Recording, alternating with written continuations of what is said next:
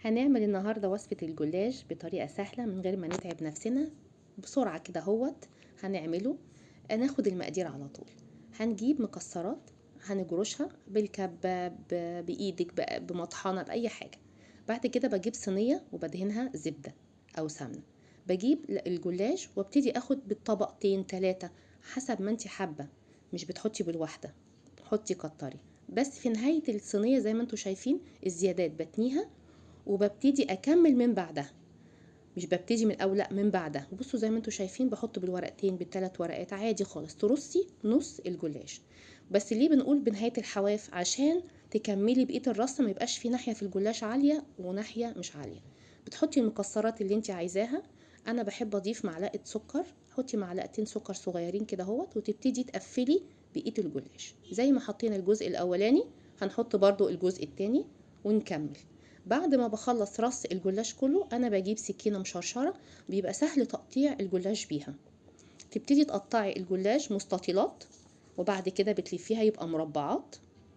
وبعد ما بتخلصي بس بتوصلي للقاع بتاع الصينيه لازم يكون الجلاش كله متقطع.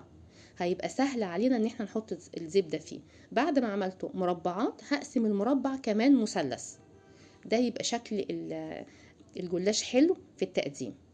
وبعد ما ابتدي اقطع كل الصينيه زي ما انتوا هتشوفوها كده كلها كده متقطعه مثلثات.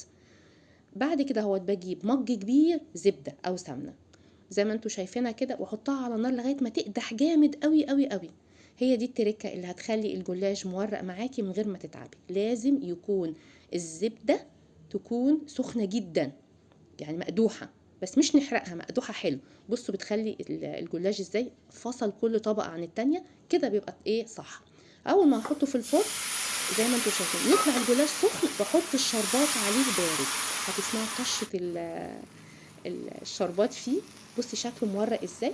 على فكره الشربات هو عباره عن 1.5 سكر زائد 1 كوب ماء على النار لغايه الغليان. ساعه ما يغلي هنحط نص ليمونه ورشه فانيليا وياخد غلى ويتنط فيه على طول. لازم يكون الجلاش بارد ويكون الشربات بارد والجلاش سخن، يطلع معاكي مورق كده. نقول تاني، الجلاش يطلع سخن نحط الشربات بارد. بصوا مورق معاكم ازاي، هيطلع طعمه حلو وجنان.